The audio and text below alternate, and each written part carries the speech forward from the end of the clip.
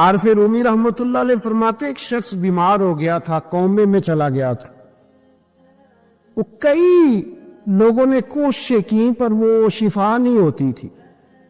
باپ اس کا بہت بڑا آدمی تھا، مالدار تھا، تو اس نے ایک بڑے طبیب کو بلایا، اس نے کہا اس کا پتہ تو کرو معاملہ کیا، کیسے ٹھیک ہو سکتا ہے۔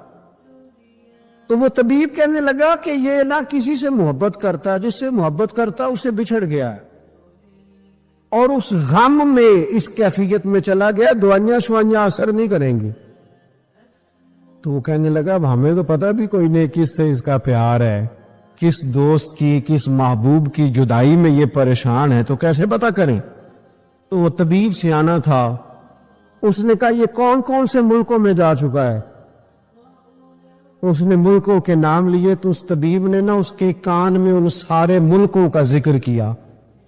جب وہ والا ملک آیا نا تو ہلکا سا چونکا وہ کہنے لگا اب اس ملک کے اندر جتنے شہر ہیں ان کے نام بتاؤ۔ وہ شہروں کے نام لیے تو جب وہ والا شہر آیا نا تو وہ ذرا تھوڑا سا نا اور چونکا، کچھ اس نے اب ہاتھ پیر بھی ہلانے شروع کیے، کہنے لگا اب اس شہر کے اندر جتنے محلے ہیں نا ان محلوں کے نام لو۔ اب جو ایک ایک کر کے محلے کے نام لینے لگے تو جب وہ والا محلہ آیا نا، شہر بغداد کی ہے نشانی، کچیاں لمیاں چیراں، شہر بغداد دے ٹکڑے منگساں تے کرساں میرا میرا۔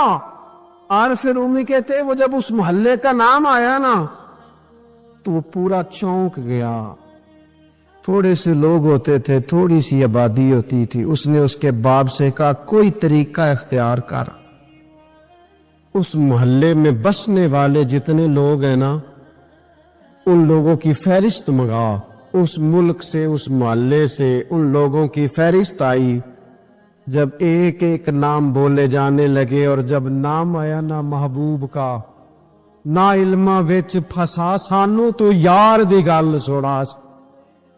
اور جب نام آیا نا اس محبوب کا تو پہلے اس کے ہاتھ کانپے، پھر اس کی نظر پھڑکی، پھر اس کی آنکھوں میں آنسو آئے، اور پھر اس نے آنکھیں کھول کے ہاتھ تھاما اپنے باپ کا اور رو کے کہنے لگا بابو آیا ہے، وہ یہاں ہے، ملاقات ہو جائے گی۔ سے سمجھ آ گئی اس کی شفا کہاں ہے۔ میں کچھ دن پہلے ایک جگہ تعزیت، اور ڈرتا ڈرتا گیا تعزیت کرنے، پرانے جاننے والے تھے، دوستوں کا رشتہ تھا، تو میں ایک ہی بیٹا تھا، تو وہ مجھے پتا چلا کہ ٹرین ایکسیڈنٹ میں انتقال کر گیا، تو میں ڈرتے ڈرتے گیا کیونکہ معاملہ مشکوک تھا۔ اور جب میں تعزیت کے لیے اندر پہنچا تو ہمارے جو انکل تھے، جن کا میرے دوست تھے، وہ ان کے کچھ عزیز کہنے لگا کہ حضرت جی آپ کے ساتھ والے باہر جا سکتے ہیں؟ اور میں نے کہا چلے جاتے۔ میں دوستوں کو گاڑی میں بھیج دیا، اور جب میں نے اس سے بات چیت کی، کہنے لگا میرا بیٹا ایکسیڈنٹ تو میں نے بنایا، وہ تو خودکشی کر کے مرا ہے۔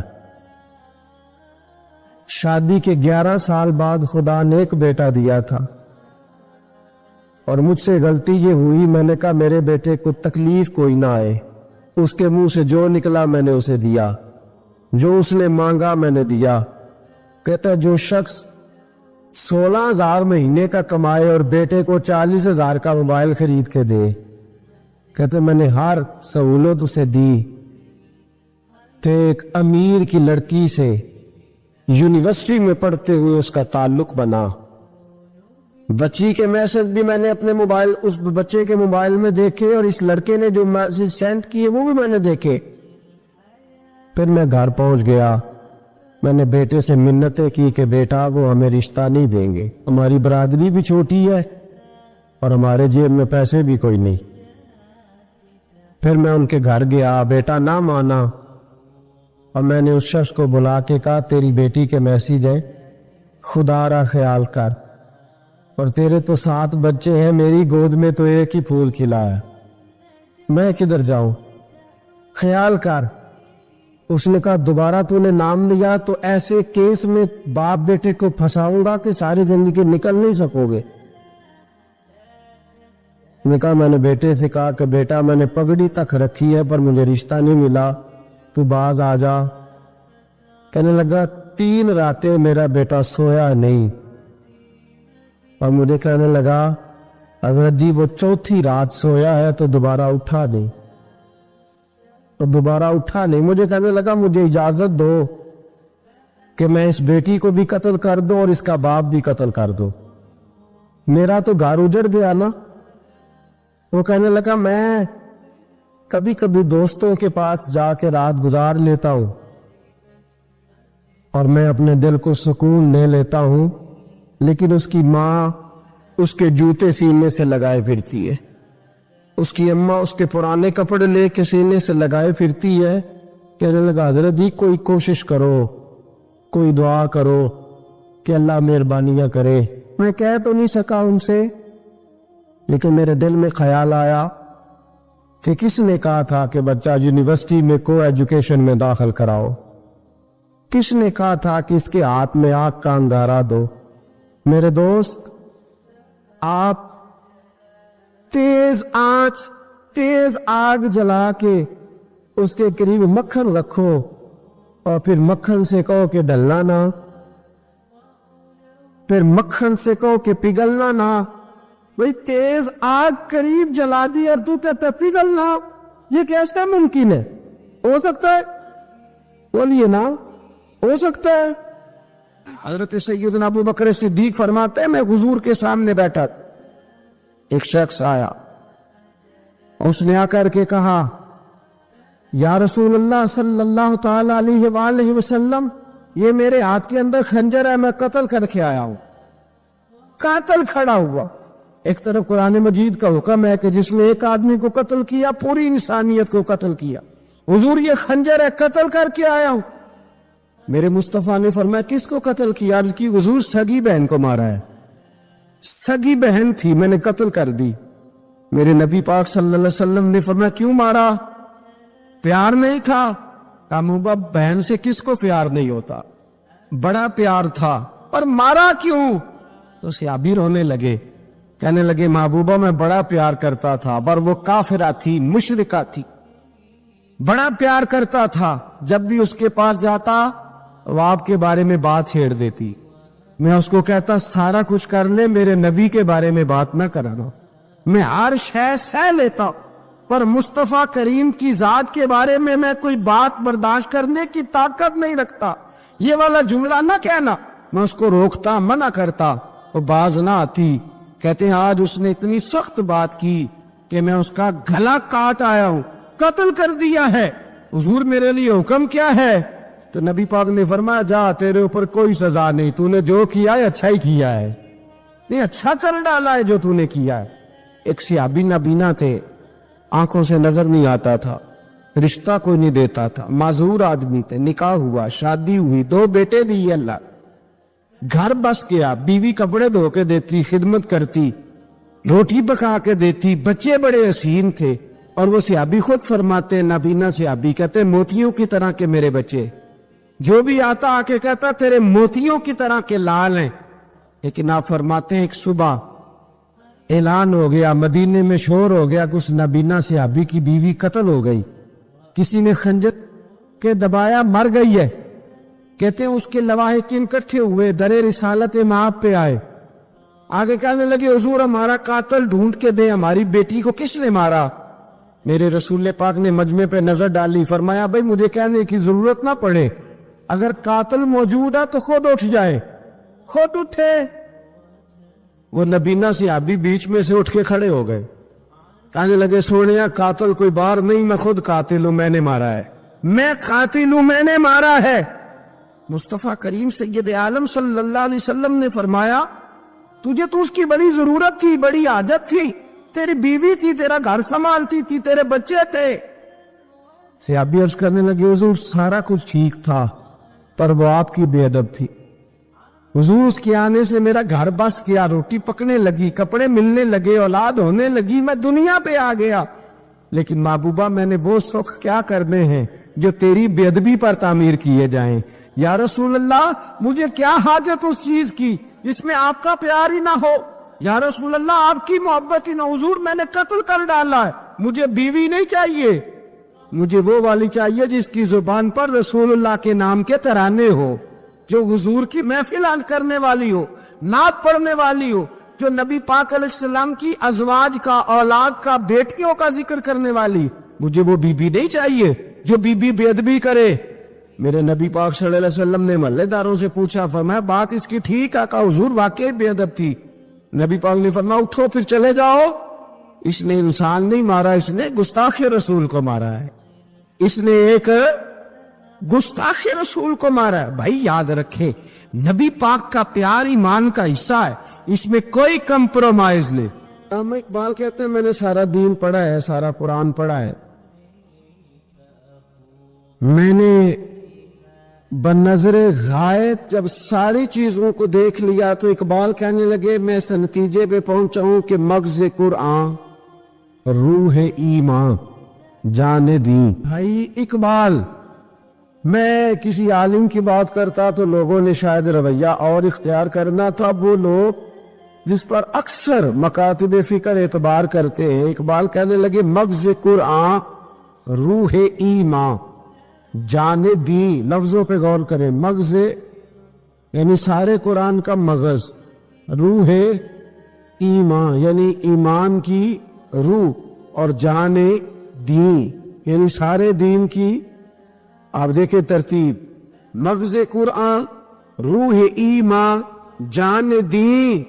اقبال جلدی بتاؤ وہ کیا ہے؟ تو اقبال کہنے لگے ہست حب رحمت للعالمین, ہست حب رحمت للعالمین. مغز قرآن روح ایمان اور جان دین. ہست حب کہنے لگا میں تو سمجھا ہوں کہ قرآن کا مغز ایمان کی روح اور دین کی جان اگر ہے تو نبی پاک کی محبت کا نام ہے, رسول اللہ کی محبت کا نام ہے, نبی پاک کی محبت کا نام. حضرت عمر فاروق رضی اللہ تعالیٰ عنہ سے بڑا تو اصول پسند کوئی نہیں نہ ہوگا. یعنی بہت بڑا چودھری بھی اگر اپنی گلی کے اندر, حضرت ابو سفیان جیسے لوگ مسلمان ہو گئے, کلمہ پڑھ لیا, اور جناب ابو سفیان رضی اللہ تعالیٰ عنہ نے اپنے گھر کے اندر نہ تھوڑی سی سامنے اینٹیں رکھ کے جگہ بنا لی, تو حضرت عمر کو پتہ چلا تو فرمایا جیسے بنائی ہے ویسے وہ کھیڑو بھی, آپ نے لوگوں کا رستہ تنگ کر دیا. اصول پسند آدمی, اصول کی بات آئے تو بیٹے کو بھی معافی نہیں, کسی کو معافی نہیں, بڑے اصول پسند تھے. اتنی لوگوں نے کہا عمر تو بڑا اصول پسند ہے, پر یہ مسجد نبی کی گلی میں جو نبی پاک کے چچا حضرت عباس کا پرنالہ لگا ہوا ہے اور وہ سب لوگوں کے کپڑے کیچڑ سے بھر دیتا, وہ پرنالہ نہیں نظر آتا, گلی میں لگا ہے. اب تو ہمارے پرنالے اور طرح کے ہیں نا, تو جو حرم شریف میں آپ میزاب رحمت ہے وہ دیکھا نا آپ نے, وہ پرانے زمانے میں جو لوہے کے پرنالے ہوتے تھے تو وہ واقعی پوری گلی جو تھی نا وہ گزر کوئی نہیں سکتا تھا, اتنا اچھا شاور ہوتا ہی کوئی نہیں تھا جتنا وہ ہوتا تھا. وہ بڑا تگڑا قسم کا پرنالہ ہوتا تھا تو کوئی شے نہیں گزر سکتی تھی بڑی دیر تک. بارش کے رکنے کے بعد بھی ساری چھت سے جب تک پوری مٹی اور پوری توڑی ساری نہیں نہ اتر جاتی تھی تب تک وہ پرنالہ نہیں سانس لیتا تھا, تو پرنالہ بہتا تھا. اور وہاں سے بڑا مین گلی تھی مسجد کو آنے کی, لوگوں کے کپڑے آلودہ ہو جاتے. اتنے لوگوں نے حضرت عمر سے کہا یہ پرنالہ نہیں نظر آتا, یہ نہیں اصول پسندی. تو جناب عمر فاروق رضی اللہ تعالیٰ عنہ فرمانے لگے اتار دیتے ہیں پرنالہ, یہ بھی اصول پسندی ہے, اتارتے. حضرت عمر فاروق نہ گئے, اور شارحین نے لکھا ہے کہ اونٹ کے اوپر بیٹھ کر آپ نے یوں پکڑ کے نہ پرنالہ کھینچا, اور جناب عباس کے گھر والوں سے فرمانے لگے 4 کونے ہوتے ہیں گھر کے, چھت کے 4 کونے ہیں, کسی اور میں لگا لو پرنالہ کو, ضروری ہے کہ نمازیوں والی گلی پہ لگایا جائے؟ یہ کہہ کے یاد ہے کسی کی ضرورت تھی بات کرے. حضرت عباس آئے تو لوگوں نے آ کے کہا کہ عمر نے پرنالہ کھیڑ دیا, فرمایا کہ 4 کونے کہیں اور لگا لو. تو حضرت عباس مسکرائے, لوگوں نے کہا مسکراتے کیوں ہو؟ فرمانے لگے کوئی مسئلہ نہیں، عمر خود آ کے لگا کے جائے گا۔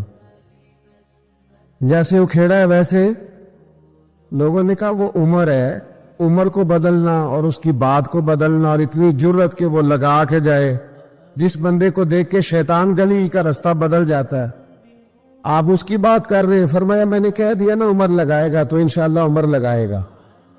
حضرت عباس مسجد میں آئے، نماز پڑھی تو کہتے میں نے بات چھیڑی دی۔ عمر خود کہنے لگے کہ حضور آپ سے تو امید نہیں تھی۔ حضرت عباس سے کہنے لگے بھئی جگہ بھی ہے، 4 کونے ہوتے ہیں گھر میں، کوئی ضروری ہے اسی کونے پہ لگے جہاں سے نمازی گزرتے؟ یہ بخاری مسلم کی حدیث ہے۔ حضرت عباس کہنے لگے عمر 4 کونے ہیں، میرے پاس جگہ بھی ہے پر نالے کی، میں نے بھی کئی دفعہ سوچا تھا وہ کھیڑ دوں، اور میں بھی اسی گلی سے گزرتا ہوں، میرے کپڑوں میں بھی کیچڑ بڑی دفعہ پڑا ہے، پر مجبوری یہ ہے وہ کھیڑ اس لیے نہیں سکتا کہ یہ پرنالہ میرے نبی کریم نے اپنے دستے مبارک سے لگایا تھا۔ فرمایا میں مکان بنا رہا تھا، چھت بنا رہا تھا، تو حضور اچانک آ گئے، اور کئی لوگ گواہ ہیں اس کے، رسول کریم تشریف لائے اور نبی پاک علیہ السلام نے فرمایا لاؤ چچا تھوڑا میں بھی کرتا ہوں، اور پھر میرے نبی کریم صلی اللہ تعالی علیہ وسلم نے اپنے دستے مبارک سے یہ پرنالہ لگایا تھا۔ کئی دفعہ سوچا وہ کھیڑ دوں، پھر سوچتا ہوں حضور نے لگایا تھا، لیکن چلو اب تو علت پائی گئی، اب تو سمجھ آ گئی، اصول بن گیا، اب تو اصول بن گیا نا، تو ٹھیک ہے آپ اب اس طرح کرے، کھیڑ دیا تو ٹھیک ہے جناب۔ کہنے لگے پہلے کیوں نہیں بتایا؟ بھئی وہ نمازیوں پہ چیٹے پڑتے ہیں، گلی کا رستہ ہے، فرمایا پڑھتے ہیں تو پڑھتے رہے، آپ نے بتایا کیوں نہیں؟ حضرت جناب عباس کہنے لگے کہ آپ کا کیا خیال ہے کہ میں یہ کروں گا کہ لوگوں پہ چیٹے پڑے اور مجھے پرواہ نہ ہو؟ حضور نے لگایا تھا۔ حضرت عمر فاروق نے نا جناب عباس کا بازو تھاما، تن تندور تے ہڈاں دا بال، بازو تھاما اور تھام کے نا اسی جگہ لے گئے جہاں پرنالہ کھیڑا تھا۔ پہلے تو اونٹ پہ چڑھ کے لگایا تھا نا، تو اب کہنے لگے حضرت عباس سے کہ آپ نا میرے کندھوں پہ چڑھ گئے، میرے کندھوں پہ تن تندور تے ہڈاں دا بالن، اسی ہاواں نال تپایا، کپ کپ مکیاں پیڑے کیتے، اتو عشق پلے تھن لایا، تن دا سالن تے من دی ہانڈی، لون صبر دا پایا، غلام فریدا وے میں ساری تیری، تینوں اجے یقین نہیں آیا؟ فرمایا خود لگائیے۔ حضرت عباس رضی اللہ تعالیٰ عنہ وہ پرنالہ لگا کے اترے تو حضرت عباس بھی رو رہے تھے اور جناب عمر بھی رو رہے تھے، آنکھوں میں آنسو تھے۔ فرمایا ہم یہ نہیں دیکھیں گے کہ علت کیا ہے، وجہ کیا ہے، ہم تو یہ دیکھیں گے کہ رسول اللہ کی نسبت کیا ہے۔ نبی کریم علیہ السلام کے دستے مبارک لگ گئے، ساری وجوہات ختم ہو گئی۔ اب جس کے کپڑوں میں پانی پڑتا ہے پڑے، جس کو تکلیف ہوتی ہے لیکن چونکہ یہ رسول پاک صلی اللہ علیہ وسلم نے دستے مبارک سے لگایا ہے، تو مزاج یہ ہے کہ جہاں بات آئے گی ذات رسالت کی، وہاں باقی کے قانون چھوڑ دیے جائیں گے، وہاں باقی کے معاملات چھوڑے جائیں گے، وہاں تکلف سے نکلا جائے۔ میرے نبی کریم علیہ السلام سے نا بڑے شروع میں بڑے آگا ایک صحابی تھے، حضرت برا بن مالک نام تھا، چھوٹی سی عمر تھی، حضور گلی سے گزرتے نا کبھی تو جذبہ تھا بڑا، چھوٹی عمر، بعد نے لکھا صرف 14 سال کے تھے، بعد نے لکھا نہیں 14 تو زیادہ ہیں، 12 سال عمر تھی، عشق لگا سی کھیڑا کھیڑ دی، 12-14 سال عمر۔ اصل میں نا بچوں کی ڈائریکشن ٹھیک نہیں ہو، ان کی ڈائریکشن ٹھیک ہو نا تو یہ چوکوں میں کھڑے ہو کے موبائل پہ گیمیں نہ کھیلے اور معاذ اللہ میسج نہ کریں، بلکہ یہ مسجد میں بیٹھ کے نبی پاک کی نعتیں سنیں۔ ہم نہ وہ کام کر نہیں سکے، میرے جیسے لوگوں نے بڑی کوتاہی کی زندگی میں، ہم محبت رسول کا پیغام بانٹ نہیں سکے، ہم نے اپنی بیماریاں دیکھی، اپنی تھکاوٹیں دیکھی، یہ دیکھا کہ فلاں شہر کیسے جائیں، فلاں شہر کیسے جائیں، ہم وہ کام کر نہیں سکے جو ہمیں کرنا چاہیے تھا، ذمہ تھا، باپ کی ذمہ ہے۔ نبی پاک نے فرمایا ماں باپ کی ڈیوٹی ہے اپنی اولاد کو میری محبت سکھائیں، پر ہم وہ رنگ دے نہیں سکے، ہم وہ مزاج دے نہیں سکے، ہم نے وہ کوتاہی کی. ہم نبی پاک کا حسن، حضور کی سیرت، اخلاق عالیہ، کردار، گفتار، رفتار، انداز، تربیت، وہ ساری باتیں قوم کو بیان نہیں کر سکی. اس لیے لوگ وہاں پہنچے نہیں، ورنہ مغز قرآن روح ایمان جان دی ہست حب رحمت للعالمین. ہم وہاں تک لے جا نہیں سکے. حضرت براء بن مالک نا 12 سال کی عمر ہے، 12 سال. نبی پاک گلی سے گزر رہے تھے تو دوڑ کے آ گئے، آ کے نا حضور سے چیمٹ گئے. عرض کرنے لگے حضور کوئی حکم بتائیں، میرا دل کرتا ہے آپ کی بات مانوں. کوئی حکم حضور. مجمع الزوائد میں حدیث، اس ایک حدیث کے لیے نا میں کو 5000 روپے کی پوری کتاب، پوری 10 جلدیں خرید کے لایا تھا. ایک حدیث کے لیے. پیاری بڑی ہے، شاندار بڑی ہے. اور میرا دل کیا، میں نے کہا جس کتاب میں ہے نا ساری کتاب ہی منگا لو. کچھ چیزیں بڑی انسان کو انوکھی لگتی ہے نا. حضرت براء بن مالک رضی اللہ، چھوٹی سی عمر ہے، حضور سے لپٹ گئے تو حضور نے فرمایا بیٹے کیا ہوا؟ عرض کرنے لگے حضور کوئی حکم بتائے، میرا بھی دل کرتا ہے عمل کرو. تو حضور میں چھوٹے چھوٹے کام بتاتے، دکان سے، یہ بچوں کو یہی بتانا ہوتا ہے نا، دکان سے لے آ، یہ کر دے، فلاں کو بلا لے. لیکن حضور ان کی غیر موجودگی میں ان کا ذکر بڑا کرتے. ایک دن کچھ لوگ کہنے لگے حضور بڑا ذکر کرتے ہیں پر وہ کرتا تو چھوٹے موٹے کام ہے بچہ. نبی پاک نے ایک دن ارادہ کیا کہ ان کو تجربہ نہ کرائے کہ وہ پیار کتنا کرتا ہے. رسول کریم فرمانے لگے میں جو کہوں گا کرو گے؟ حضور کروں گا. فرمایا جاؤ اپنے باپ کی گردن کاٹ کے لاؤ. کس کی جی ابھی حضور نے فرمایا جا اپنے ابا کا سر کاٹ کے لا. تو وہ دوڑے. ایک روایت میں ہے کہ مولا علی کے گلے میں تلوار لٹک رہی تھی، یوں کھینچی اور اس نے جذبات سے دوڑے کہ حضور نے فرمایا اسے پکڑ لو ورنہ یہ گردن کاٹ بھی لائے گا. پکڑ لو اسے ورنہ یہ کاٹ دے گا. اللہ کی قدرت کے تھوڑا وقت گزرا تو وہ بیمار ہو گئے. دن میں 2 مرتبہ میرے نبی پاک تیمارداری کر دے جاتے. ایک شام رسول کریم تشریف لے گئے تو حضور سرانے بیٹھے، ماتھے پہ ہاتھ رکھا تو کریم محبوب ان کے باپ کی طرف کان میں کچھ کہا ان کے والی سے، حضور رونے لگے. اور پھر حضور نے دوبارہ ماتھا چوما، پیار کیا اور چلے گئے. حضرت براء بن مالک چھوٹی عمر تھی، کچھ نے لکھا طلحہ بن براء نام تھا ان کا. تو حضرت طلحہ بن براء نا اپنے ابا کو قریب بلایا اور چارپائی میں بٹھایا. کہنے لگے ابا جی حضور کیا فرما گئے؟ کہا بیٹا تیرے والی بات نہیں. کہا نہیں بتائیے. کہا نبی کریم علیہ السلام نے فرمایا کہ شام کو نا میرے طلحہ کا انتقال ہو جائے اور جب اس کی روح پرواز کر جائے تو مجھے خبر کرنا، میں آ کے جنازہ پڑھاؤ. ٹھنڈ بڑی تھی مدینے میں، ٹھنڈ بڑی تھی. حضرت طلحہ نے نا اپنے باپ کا ہاتھ پکڑا اور اپنے سینے پہ رکھا. کہنے لگے ابا حضور تو جو فرما گئے پر میری وصیت یاد رکھنا.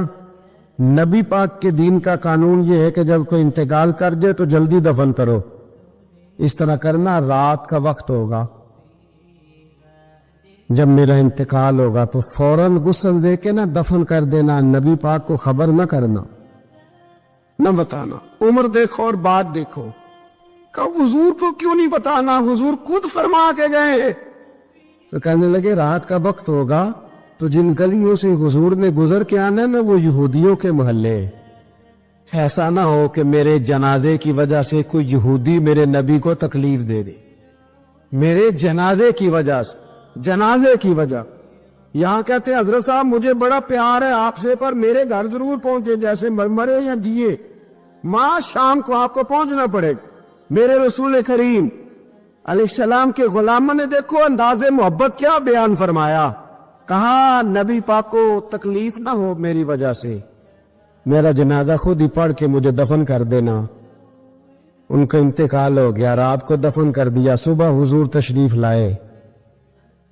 وہ محبوب جنہیں اللہ نے غیب کے خزانوں کی کنجیاں عطا فرمائی. فرمایا بتایا کیوں نہیں؟ مجھے بتاتے، میں خود جنازہ پڑھتا. میں خود نہ قبر میری تے میرے اپیرا جے کر پاوے پھیرا. قبر دے اندروں ہڈیاں اٹھ کے مجرا کر سن تیرا. کہا بتایا کیوں نہیں، خبر کیوں نہیں کی؟ میں جنازہ پڑھتا، میں خود پہنچتا. تو بابا پڑے عرض کرنے لگے حضور میرا تو پتر تھا، میرے لیے اس سے بڑی سعادت کیا ہوتی کہ آپ جنازہ پڑھاتے، پر اس نے وصیت کر دی کہ حضور کو بتانا نہیں، تکلیف ہوگی۔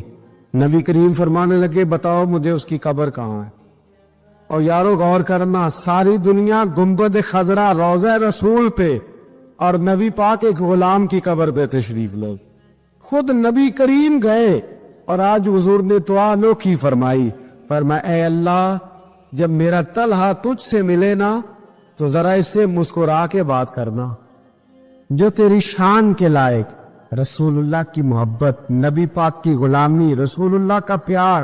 اعلیٰ حضرت کہتے ہیں جان ہے عشق مصطفیٰ، روز فضو کرے خدا، او بھائیو جس کو ہو درد کا مزہ وہ نازے دوا اٹھائے کیوں۔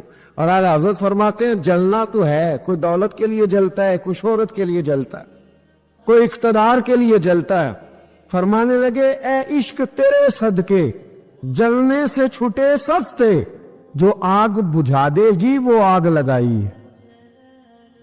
اگر آج یہ ارادہ کر لینا کہ ہم نے لوگوں کو آسانیاں دینی ہیں تو میرا یہ خیال ہے کہ صبح خیر نہیں خیر کثیر بٹنی شروع ہو جائے گی۔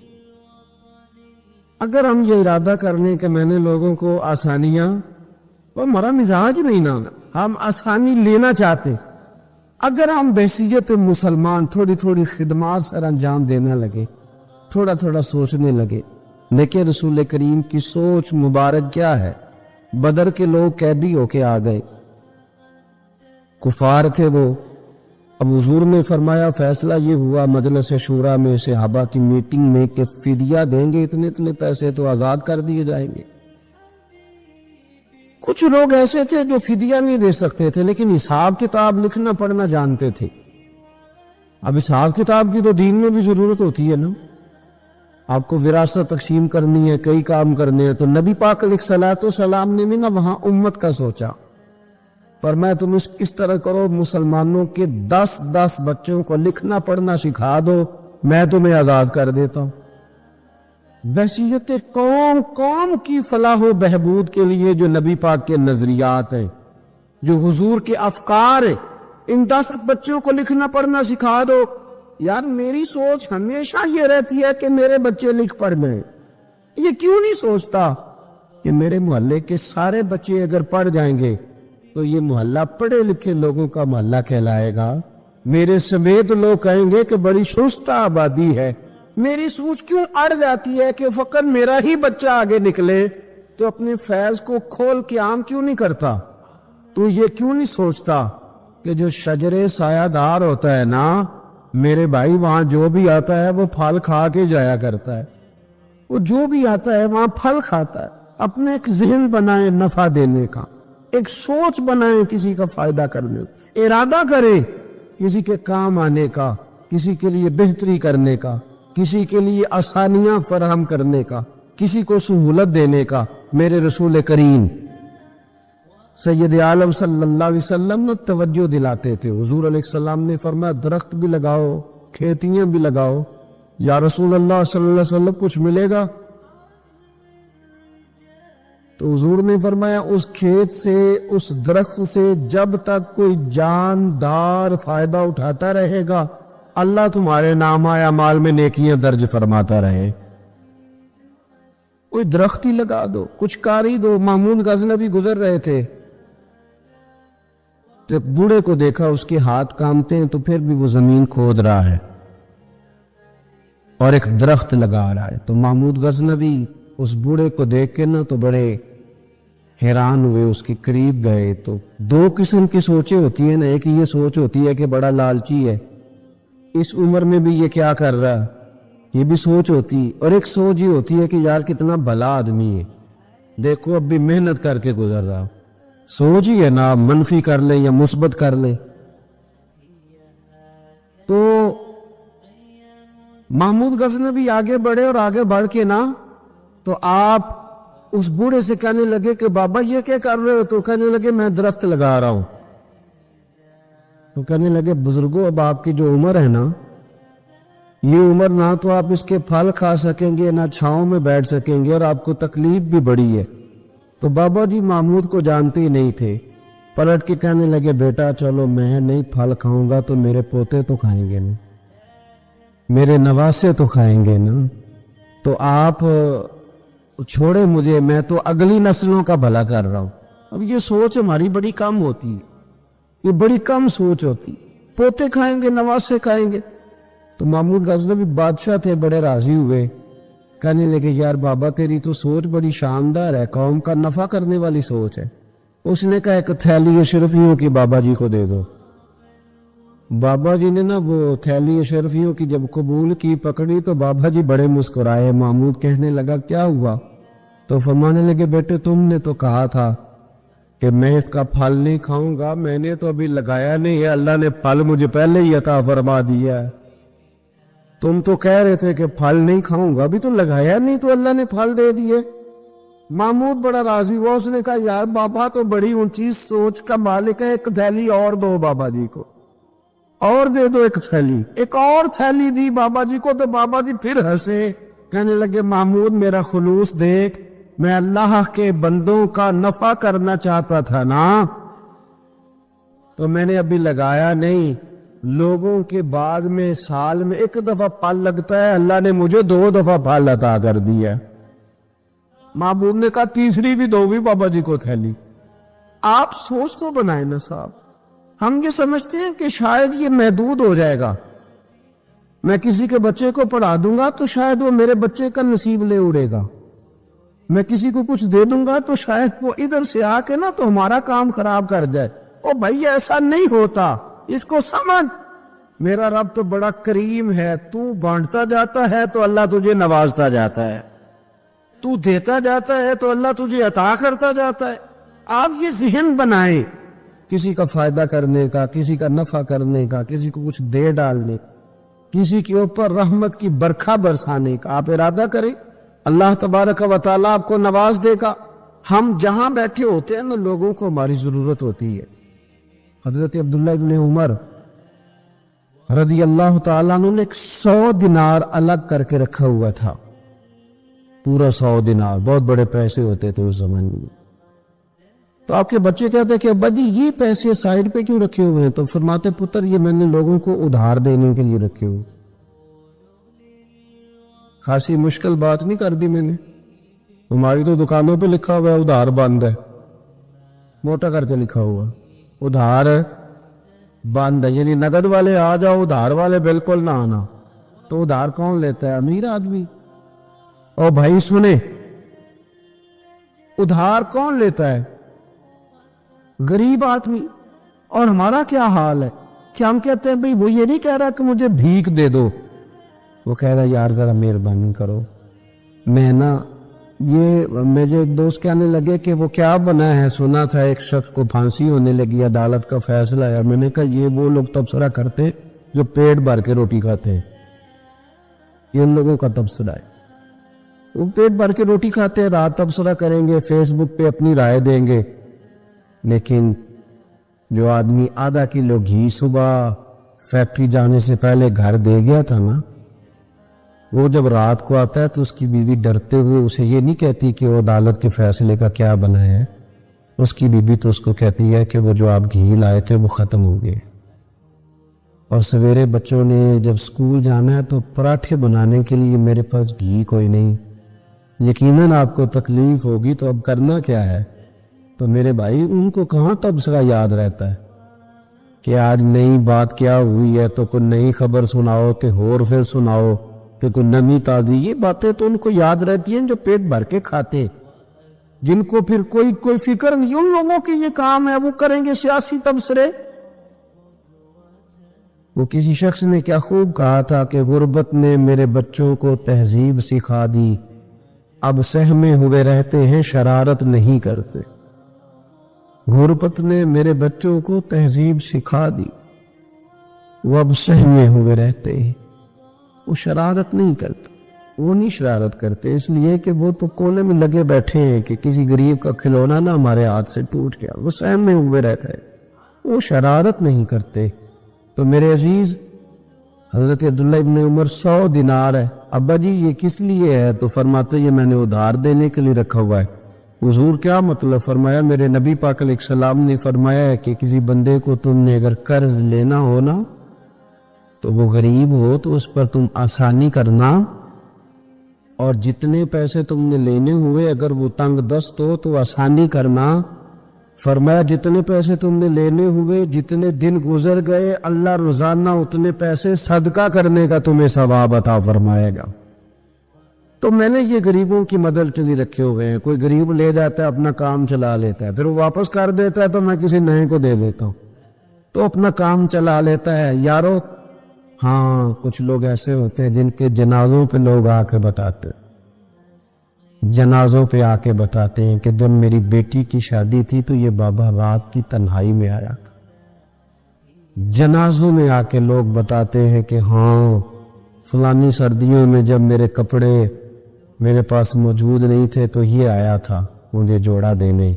اور پھر لوگ بہت بڑے پروفیسر، لیکچرار، عالم فاضل آ کے بتاتے میرے پاس کتابوں کے پیسے کوئی نہیں ہوتے تھے، اور یہ مرد قلندر تھا جو ہر امتحان سے پہلے آتا تھا اور آ کے مجھے کہتا تھا کہ یہ پیسے رکھ لو، کوئی نہیں میں لے لوں گا، واپس ہو جائے گا۔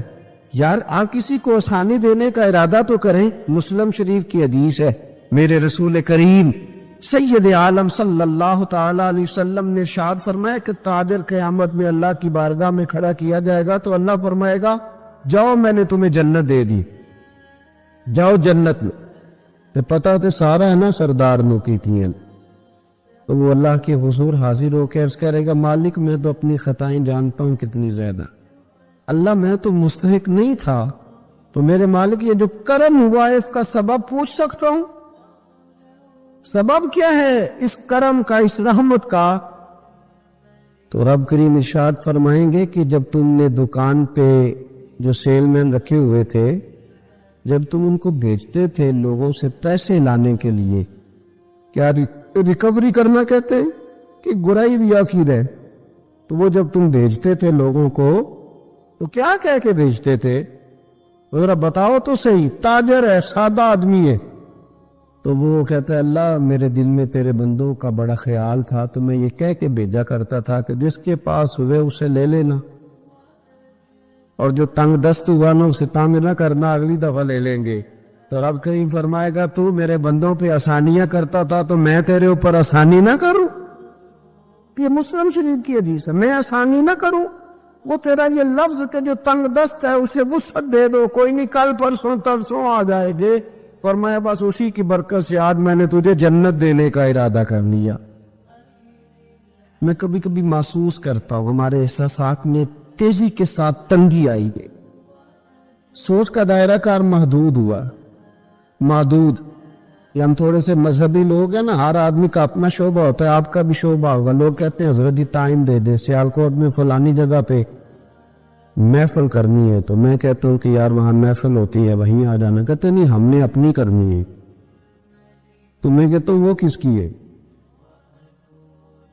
یعنی وہ جو آپ نے اپنی کرنی ہے، یعنی اس مسجد میں آپ آئے تھے تو اب آپ اس مسجد میں بھی آئیں، تو صاحب میں آپ کے محلے میں آتا جی وہ مسجد جو تھی نا وہ جنوب والی تھی، اب شمال والی میں ٹائم دے، وہ ان کی مسجد میں آپ آئے تھے، فلانے علامہ صاحب کی، ہماری تو نہیں آئے۔ اور میں نے کہا یار بس کرو، مسجدیں بھی اب تقسیم ہونے لگ گئی ہیں، یہ بھی تقسیم ہوگی کہ وہ اس کی اور یہ اس کی ہے، یعنی آپ اندازہ کرے کہ ہماری یہ سوچ ہے کہ اس میں بھی کہیں کوئی ایسا عنصر نہ ہو کہ کوئی اجتماعیت کہیں نظر آ جائے، اور یار ایسے تو نہ کرو۔ یہ ایک مذہبی اجتماع ہوتا ہے، اس کے اندر بھی لوگ کہتے ہیں کہ انتظامیہ دعوت دے گی، یہ کس کے دین کا کام ہو رہا ہے؟ اللہ اور اس کے رسول کے؟ تو اس کی انتظامیہ کچھ ہے بندوں پہ مشتمل ہونی چاہیے کہ ساری امت انتظامیہ ہونی چاہیے؟ لیکن ہم نے نا یہاں بھی تقسیم کرنی، یہاں بھی گروہ بندی کرنی، یہاں بھی ہمارا مزاج اور طرح کا بن گیا۔ اگر آپ کا دل بڑا ہو جائے، تھوڑا اللہ کے بندوں کو آسانی دے، میں کہا کرتا ہوں جنت بہت بڑی ہے میرے بھائی، مہربانی کر ذرا دوسرے کو بھی جگہ دے وہ بھی جنت میں داخل ہو جائے، وہ بڑی وسیع ہے، تو تھوڑی مہربانی کر، اتنا محدود نہ کر اس کو، تھوڑی سی نا آسانی کر، اللہ بڑا کریم ہے، جگہ دے انشاءاللہ تعالیٰ۔ جو کسی اور کا مرید ہے وہ بھی جنت میں جائے گا اللہ کے بدلے، وہ بھی جائے گا، پر تھوڑی گنجائش دے مان لے کہ وہ بھی جائے گا. نے تو بڑا محدود کر کے رکھا ہوا. میرا خیال ہے مشکل سے 25-30 لوگ ہیں اگر ہم جانے دو اپنے محلے میں سے, باقی تو سب کے لیے ہم نے بین کر دیا. خدا یوں نہ کرے, اس سے دقت ہوگی. داتا گانجی بخش علی حجویری رحمت اللہ تعالی علیہ کشف المعجوب میں فرماتے ہیں کہ ایک شخص نہ پہاڑ کی چوٹی پہ عبادت کرتا تھا تو لوگ اس سے ملنے کے لیے جایا کرتے تھے. تو رستے میں نا ڈھلان بڑی سخت تھی, لوگ اس کے اوپر سے جب چڑھ کے جاتے نا تو اکثر لوگ گر جاتے. اس کے دل میں ایک دن خیال آیا کہ یہ ڈھلان نہ ہوتی تو کیا ہوتا. تو رب کریم نے اس وقت کے پیغمبر علیہ السلام کو وہی فرمائی کہ اسے کہو تو میری تخلیق پہ اعتراض کرتا ہے, نہ ہوتا تو کیا ہوتا. فرمایا اسے کہہ دو کہ تیرا نام میں نے اپنے نیک بندوں کی صف سے کاٹ کر نافرمانوں کی صف میں لکھ دی. وہ کہہ دو. اللہ کے نبی نے پیغام دیا تو وہ سجدے میں گر گیا. وہ تجھے کیا ہوا؟ کہنے لگا حضور آپ نے کہا ہے نا کہ اللہ نے میرا نام لیا. میں کہاں, اور میرے رب نے میرا نام لے لیا ہے. حضور چلے, میں تو سمجھتا تھا میں کسی کھاتے میں نہیں, اللہ نے میرا نام لے لیا, یعنی میرا نام. اسے تو وجد ہو گیا. وہ پیغمبر کی بارگاہ میں عرض کرنے لگا حضور آپ میرا پیغام اللہ کے حضور عرض کر دیں گے؟ کہا ہاں میں کہہ دوں گا. تو وہ عرض کرتا ہے حضور اللہ کی بارگاہ میں یہ عرض کیجئے کہ یا اللہ میرے لیے جہنم کا فیصلہ تو ہو ہی گیا ہے, لیکن مالک میرا دل کرتا ہے کہ میرا وجود اتنا بڑا کر دے, اتنا بڑا کر دے, تو قادر ہے اتنا بڑا کر دے کہ ساری دوزخ میں ہی پورا آ جاؤں. اللہ میرا دل نہیں کرتا تیرا کوئی اور بندہ جہنم میں جائے. میری طبیعت نہیں مانتی کہ تیرے محبوبوں کا کلمہ پڑھنے والے, تیرے نبیوں کا کلمہ پڑھنے والے دوزخ میں چلے جائیں. اللہ تو ساری دوزخ میرا وجود بڑا کر کے نہ تو بھر دے.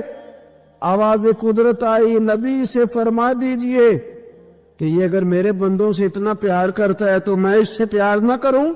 اسے کہہ دیجئے اس کے گناہ بھی بخش دیے, اسے ولیوں میں بھی شامل کر لیا, اور قیامت میں یہ جس کی سفارش کرے گا اللہ سب کو جنت عطا کر دے گا. پر یہ ہے کہ پروگرام ہی نہیں ہے. اتنی محدود سوچ, تھوڑا تھوڑا پیار کریں, تھوڑی تھوڑی محبتوں میں وسعت لائیں. آپ تھوڑا شوق جمع کریں اپنا. آپ یہ مزاج بنائیں کہ مجھے اللہ کے بندوں سے محبت کرنی ہے. علامہ اقبال کہنے لگے خدا کے بندے تو ہیں ہزاروں اور بنوں میں پھرتے ہیں مارے مارے. میں تو اس کا بندہ بنوں گا جس کو خدا کے بندوں سے پیار ہوگا. اپنے مسلمان بھائی کے لیے اپنے دل کے اندر نرمی لائیں. لوگوں کی کمزوریاں دیکھیں گے تو آپ ایک منٹ بھی کسی کے ساتھ نہیں چل سکتے, اور یہ حال میرا بھی ہے اور آپ کا بھی ہے. تو اگر کوئی ہماری کمزوری دیکھ لیتے وہ چل سکتا ہے ہمارے ساتھ. میں اکثر کہا کرتا ہوں کہ اگر ہمارے عیب کھول جائیں تو لوگ ہم سے ہاتھ نہ ملائیں. اگر ہمارے اندر کی باتیں کبھی باہر نکل آئیں تو شاید لوگ ہمیں ملک بدر کر دیں کہ تم اس قابل نہیں ہو کہ دھرتی پہ رہ سکو. تو یارو اتنی کمزوریوں کے باوجود اگر اللہ نے ہماری پردہ پوشی کی ہے تو چل تو بھی کسی کی کمزوری کے باوجود اس کے ساتھ نیکی کر. تو بھی اس کی کمزوری. میں نے ایک ہاسپٹل میں ایک نوجوان کو دیکھا, ڈاکٹروں کے آنے پر بھی لوگ خوش ہوتے ہیں.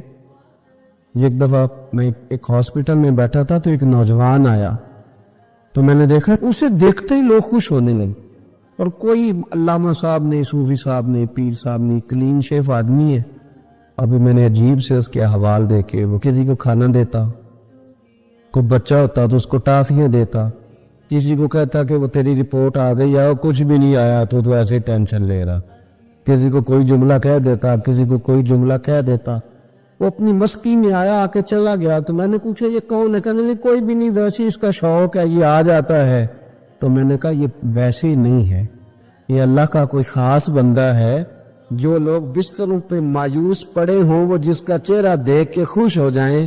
میرے رسول پاک نے فرمایا ہے کہ اگر تو نے میرے کے دل میں خوشی ڈال دی تو اللہ تجھے 60 سال کی نفل عبادت کا ثواب عطا کرے گا. اگر میرے مومن کے دل میں تم نے خوشی ڈال دی تو 60 سال کی نفل عبادت, بے ریا نفل. امام غزالی حدیث لائے 60 سال کی نفل عبادت کا ثواب. او یارو مہربانی کرو, آؤ تھوڑا سا نا दुख समेटने की कोशिश करें। आओ अपनी मुस्कुराहट के अंदर अपनी बहुत सारी परेशानियों को छुपाएं और थोड़ा थोड़ा जख्म पर मरहम रखने का इरादा करें। कुछ ज़रूरी तो नहीं ना यार कि इंसान खुद गर्जी की ज़िंदगी जिए, वो एक छोटी सी दुनिया बात करे, अपनी दुनिया को बड़ा क्यों नहीं करता? तो थोड़ा थोड़ा करके आगे क्यों नहीं निकलता? मैं कभी कभी एक कार हमारे शहर में मेरे आगे से गुजरा करती थी, इस पे लिखा होता था खुदाई खिदमतगार। तुझे ना मोटा करके खुदाई खिदमतगार, तो सीधा साधा बंदा था, अल्लाह ताला उसको जन्नत दे, वो इंतकाल कर गया। तो मैंने एक दिन उसको खड़ा करके कहा, मैंने कहा आपका नाम क्या है? कहने लगे जी मेरा नाम है मियां रांझा ते साहब दा सांझा। ओ मैंने कहा ये कौन सा नाम हुआ? कहने लगा जी मेरी ख्वाहिश होती है कि कोई मैनू काम दसे, तो मैं ना दफ्तरों में मिलता हूँ अल्लाह के बजे, मियां रांझा थे साहब दा सांझा। लेकिन मियां रांझा वाकई सांझा था। बड़े लोगों ने गहरे आंसू बहाए उसके जाने पर, बड़ा लोगों ने उससे प्यार किया, बड़ी लोगों ने उसके साथ मोहब्बत की। संगियो देखो थोड़ा थोड़ा करके अगर हल्का फुल, यार हमारा होता है ताल्लुक, हमारा ताल्लुक होता है, हमारे टेलीफोन पे कुछ काम हो सकते हैं, हमारी तबीयत होती है। बहुत सारे लोग ऐसे होते हैं जो बेचारे मजबूर होते हैं, अगर हम जायज सिफारिश कर दें तो उनका नफा हो सकता है, लेकिन क्योंकि मिजाज नहीं। मुझे एक बात बताएं दयानतदारी से कि अगर आपके पास मोहल्ले का कोई शख्स आ, तो आपने कहा जी नहीं मैंने कभी किसी को काम नहीं बताया, तो आपने उस बंदे को धुतकार दिया, तो वही मसला अगर आपके बेटे का बन जाए। कर ना दलेरी, अब तू कह कि मैंने कभी किसी को काम नहीं बताया, तू कह, उलझा रहने दे बेटे को, तेरा पता चलता है कि तू बड़ा खुददार है। मैं कभी किसी को काम नहीं कहा, कह जरा कर बात। मैं और आप उस नबी के मानने वाले हैं, उस पैगंबर के कि हजरत बिलाल कहते हैं कि बीबी का तेल बह गया था, जमीन पी गई थी तो वो रो रही थी। मेरे रसूल का नाम भी नहीं पूछा, गरीब सी औरत है यहूदी की मुलाद, और यहाँ क्यों खड़ी हो, क्यों रो रहे हो? अर्ज करने लगी वो मैं तेल लेने आई थी 4-5 दिनार का, तो वो एडी मेरी लगी है किसी पत्थर से, तो बह गया है, तो जमीन पी गई है। तो मेरे नबी पाक ने फरमाया बिलाल जा घर से पैसे ला, इसे दे ताकि तेल खरीद ले। उसने तेल खरीद लिया तो उसको दिया, तो फिर रोने लगी, अब क्यों रोती हो? तो कहने लगी मार तो अब भी पड़ जाएगी, मैं गरीब हूं, तो मेरी मालकन कहेगी तो देर से क्यों आई? हजरत बिलाल कहते हैं कुर्बान जाऊं वो नबी जिनके इस्तकबाल के लिए 70 हजार फरिश्ते मिराज की रात आसमान के दरवाजों पे खड़े रहे, वो पैगंबर जिनकी जियारत के लिए अंबिया दुआएं मांगे, वो महबूब जिनको अल्लाह पैगाम दे दे कि महबूब आजा रब तेरी मुलाकात का शौक रखता है, वो महबूब फरमाने लगे चल ना बता तेरा घर कहाँ है, मैं तेरी सिफारिश करके आता। तो हजरत बिलाल कहते सादे कपड़े, कोई जानता नहीं, कोई नाम नहीं, पुराना सा दुपट्टा, बीबी आगे आगे और मदीने वाले रसूल पीछे पीछे, वो सारा मदीना गुजार के ले गई। तेरी सूरत तेरी सीरत जमाने से निराली है और तेरी हर एक अदा प्यारे अदाए बेमिसाली है। कहते ले गई वो सारा कुछ गुजार के और यहूदन के दरवाजे पे लेके चली गई। हुजूर को थोड़ा ही अरसा हुआ था मदीना शरीफ तशरीफ लाए, दरवाजे को दस्तक दी, वो बाहर आई तो महबूब ने बस ना यूं आंखें जरा उठाई ते पहली नजर ही लुट ले माही तेरे हार शगारा, कातल नैन ते नागन जुल्फां पईयां मारन दूरों ही मारा ते किसे नु कोल न फटकन दिता तेरे हुसन दे पहरेदारा। आजम तू कल्ला ही नहीं है ते होए फिर कत्ल हजारा। एक दफा नजर उठाई, फिर नजर मुबारक झुका ली, फरमाने लगे ये तो ये मुलाजमा का मेरी है, कि इसकी गलती कोई नहीं, बेचारी को तेल गिर गया था, नया खरीदते देर हो गई, इसे कुछ कहना ना। बीबी कहती है डाडी मैं भी बड़ी थी पर हुजूर आ गए, मैं जानती भी नहीं थी, पर मैंने कहा हबीब मैं कुछ भी नहीं कहूंगी। रसूल करीम ये बात कह के वापिस लौटे तो मालकन मुलाजमा दोनों देखने लगी कि ये कौन थे। वो सुना के सुखन और दिखा के फबन सब फूक गए, मोरा तन मन धन, ये कौन थे? इतने जुमले कह के चले गए। حضرت بلال کہتے میں پیچھے تھا تو اس نے میرا پلو تھام لیا، کہنے لگی غلام یہ کون تھے؟ تو کہا آپ نہیں جانتی یہی تو رسول کریم ہے۔ دوڑ کے حضور کے قریب گئی اور جا کے کہنے لگی محبوبہ دروازے تک آئے ہو تو اب کرم فرماؤ نہ ہمیں کلمہ ہی پڑھاتے جاؤ، ہم نے تو یہ انداز ہی پہلی دفعہ دیکھا ہے۔ اور میرے بھائی سفارش ہم بھی کرتے ہیں پر یہاں بندہ تگڑا ہونا چاہیے اور یہاں ہمارا بڑا قریبی ہونا چاہیے، مسلمان سمجھ کر، عام آدمی سمجھ کر، رسول اللہ کا غلام سمجھ کر، اس کی شان پہچان کر تھوڑا تھوڑا آگے بڑھے۔ آنسو پوچھنے والے لوگ تھوڑے رہ گئے، طنز کر کے تنقید کر کے گزرنے والوں کی تعداد بڑھتی جا رہی، تعریف کرنے والے لوگوں کی تعداد محدود ہوتی جا رہی، تنقید کرنے والے لوگ بہت زیادہ ہو گئے۔ میرے ملک میں، میری ملت میں جتنے لوگوں کے عیب اچھالنے کی ڈیوٹی سر انجام دیتے ہیں، اس سے اگر آدھے لوگ بھی لوگوں کی مرہم پٹی کا فریضہ سر انجام دینے لگے، میں اکثر دوستوں سے کہتا ہوں کہ اتنا وقت ضائع کرتے ہو نا حکومتوں کو سمجھانے میں، اس سے آدھا وقت اپنے آپ کو سمجھانے میں ضائع کرو، آدھا وقت ذرا اپنے آپ کو سمجھا لو۔ میں نے بھی تو 1.5 کروڑ روپیہ لگایا ہے نا اپنے مکان میں، چونکہ میں نے اندر رہنا تھا، تو اگر میں صرف 10,000 روپے اپنے گیٹ کے سامنے لگا لیتا نا، کہ لوگوں نے گزرنا تھا، لیکن وہ چونکہ صرف میرا نہیں ہے، وہاں سے زمانے میں گزرنا ہے۔ بہت سارے لوگ ایسے ہیں کہ جو صرف 3 فٹ 2 فٹ اپنے دیوار تھوڑی پیچھے کر لیں تو بہت بڑا نفع ہو جائے لوگوں کا، لیکن وہ چونکہ لوگوں نے گزرنا ہے، وہ نفع کرنے کو ہم تیار نہیں ہوتے۔ ایک موٹر سائیکل ہے میری اور مجھے اپنے گھر کے اندر جانا ہے روزانہ اس موٹر سائیکل کو لے کر کے، تو اس کے لیے میں زینے بنا لیتا ہوں، سیڑھیاں بنا لیتا ہوں، اور میں ساری مخلوق کا راستہ بند کر دیتا ہوں۔ وہ جی مجھے دقت ہوتی تھی، اٹھا کے اوپر چڑھانا پڑتا تھا، تو میں نے اپنی سہولت دیکھ لی، پر میں نے باقی سارے زمانے کی تکلیف، یہ تو مزاج نہیں ہے اہل اسلام کا، یہ تو آسانیاں دینے آئے، اخرجت للناس، یہ تو نفع کرنے آئے۔ مہربانی کریں، آپ یقین کریں، اگر آپ سوکھ کی نیند سونا چاہتے ہیں، اگر آپ محبت کے ساتھ جینا چاہتے ہیں، اگر آپ طبیعت کو ٹھنڈا رکھنا چاہتے ہیں، تو پھر یہ کام کرے، تھوڑا تھوڑا لوگوں کے کام آنا شروع کرے، اپنی وصیت کے مطابق آئیں، لیکن ارادہ کرے آج سے اس چھوٹے آدمی کی بات پہ عمل کرے، کوشش کرے کہ کل میں نے ایک آدمی کے کام ضرور آنا،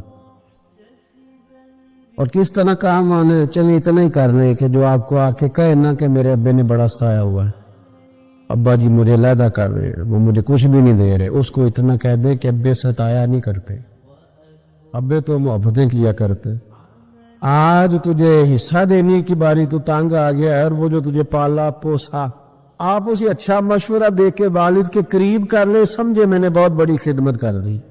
اب تھوڑا تھوڑا پیار کرے، محبتیں تقسیم کریں۔ دعا کرتا ہوں خلاق عالم ہم پر خاص فضل فرمائے، خاص رحمتوں سے ہمیں متمتع فرمائے۔